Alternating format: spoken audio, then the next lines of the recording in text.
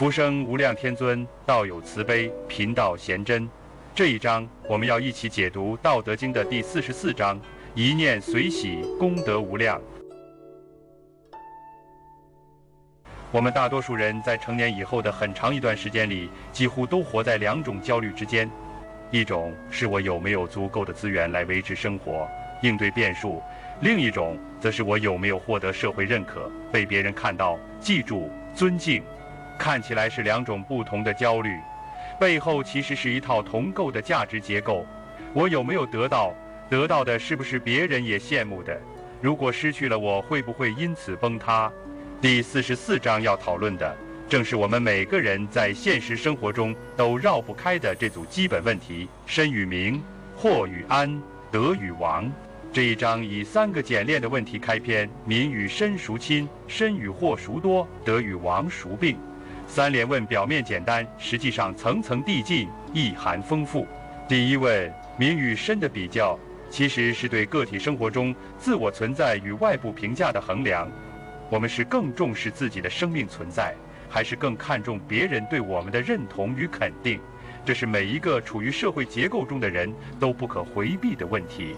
在现实中，大量人的日常行为其实都是在为名而活。尤其是在现代职场结构中，职位、头衔、曝光度，甚至社交媒体的粉丝数量，这些都成为了名的衍生物。而这类名的问题，会比原始时代对生存资源的焦虑更加复杂。因为名的价值不是固定的，它完全建立在别人的注视、社会的结构、平台的规则之上。一个人拼命追求职位的提升、头衔的晋升、外界的赞誉，看起来是为事业打拼，但背后往往是为了填补内心那个我是否被关注到的焦虑空洞。职场中我们最常见的一个现象，就是人为了维系名所代表的那层职业认同，而不得不持续性地牺牲自己的身体状态。晚上加班到10点，周末随时待命，节假日也要接客户电话，吃不好睡不好，内脏和情绪长期处于压榨状态。但你若问他为什么不退一步歇一歇，往往得不到答案，因为他已经将职位与存在画上了等号，把能干的标签当成了人存在的本身。这就是老子所要指出的迷失。你为了维持名而把身消耗掉，名与身的取舍其实不是哲学命题，而是现实每天都在发生的取向。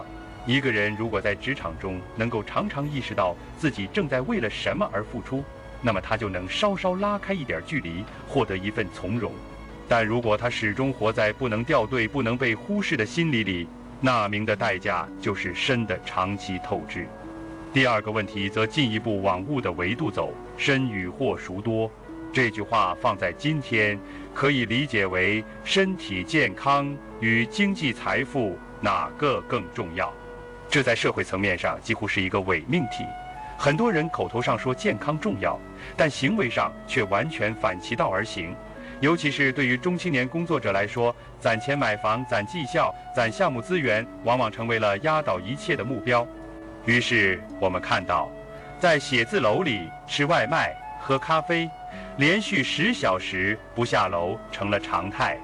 在创业圈，通宵赶上线，以身体换资本的奋斗叙事被不断美化。在互联网语境下，健康不是第一，赚钱才是刚需的毒鸡汤持续输出。但问题在于，货这个东西它永远没有止境，人对它的需求不会因为满足而终结，反而会因为拥有了一点点而被吊起胃口，陷入更大的不满足。从1套房变成2套房，从5000薪水变成2万薪水，我们以为自己拥有了安全感，实际上只是被卷入了欲望结构中的更深一层。到了某个节点，身体出问题了，才开始明白货再多也救不回已经疲惫不堪、失去弹性的身。所以老子的提醒是极其现实的，货固然重要，但它不能凌驾于身之上，因为货是身的延伸工具，而不是身的替代品。若为了货而丧失身，就好比为了工具而毁掉了使用工具的能力，这是本末倒置。第3个问题是得与亡孰病。这里的病可以理解为一种根本性的困扰，得是指拥有的状态，亡是指失去的状态。乍看之下，我们会以为得是正面的，亡是负面的，但老子却反其道而行，把得与亡的二元结构都归入并。也就是说，不论你是执着于拥有，还是恐惧于失去，其实都已经落入了内心的不安。这种不安在现代社会极为普遍。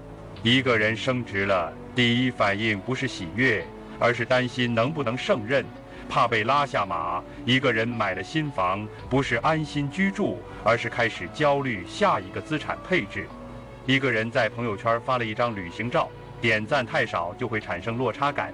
这些现象背后是我们对得的不断确认需求，以及对亡的极度恐惧。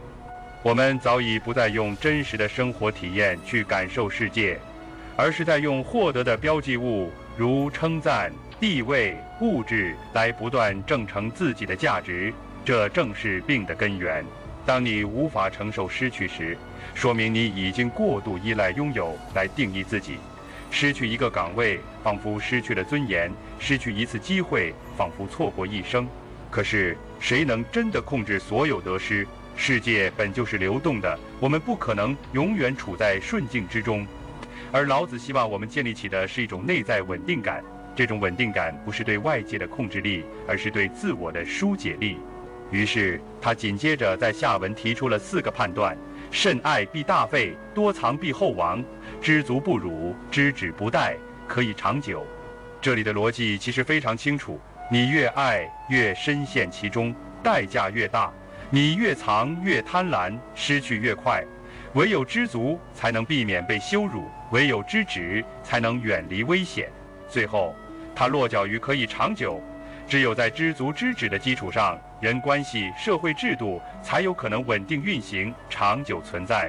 我们可以把这4句话具体应用到职场场景中。一个人若甚爱职位、权力，那么他为了保住它，就会付出巨大的时间、情绪和道德成本，甚至可能不得不卷入办公室政治、站队斗争、人际博弈中，精神长期处于紧绷之中。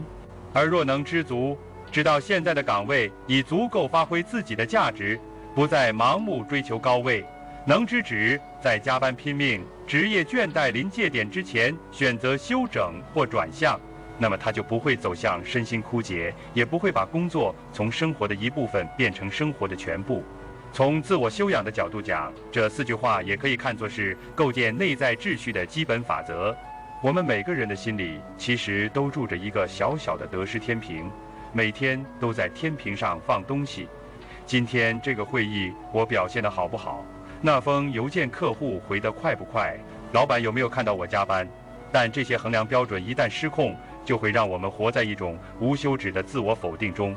而知足就是对自我现状的一个肯定，知止则是对边界的尊重。我们不是不努力，但我们要知道什么是够了。可以长久4个字，其实才是整章的核心关键词。它不是静态的存在状态，而是一种动态的持衡能力。在快速变化的社会中，什么才能长久？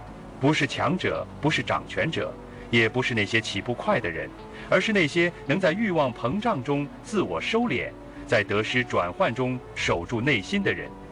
他们才有可能在看似退一步的选择中走得更稳，活得更久。回看整章，其实可以说老子在此重构了一套价值优先级结构。它不是否定名或德，而是要求我们重新排序它们与身的关系。我们不是不能拥有外在的成就，而是不能让这些成就夺取了我们做人的基础。我们不是不可以追求财富，而是要警惕财富变成了压倒一切的指标。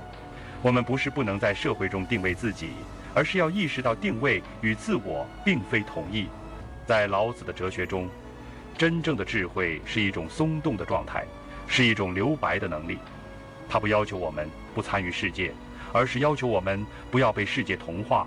在第44章中，他再次用极其简洁的语言直面人类欲望的本质困境，并给出了清醒的回应。回到身体，放下执着，保持节度，走向长久。而到了下一章，老子将延续这种对生活本质的探讨，但他会换一个角度，谈一种更具象也更细腻的修养路径。他会告诉我们，放下争斗，放弃显能，不是软弱，而是柔的力量。这种柔不是被动的妥协，而是一种以退为进、以无胜有的底层策略。它是应对压力世界、解决复杂问题、穿透刚性结构的一种隐秘之道。如果你对如何在现代社会中活出一种柔而不弱、退而不怯的状态感兴趣，那你一定不要错过下一章的智慧，因为在那里，老子会教我们如何用水的方式改变世界。欢迎在评论区分享你的感悟。道德经的智慧应该被更多人看见。关注频道，我们下期再见。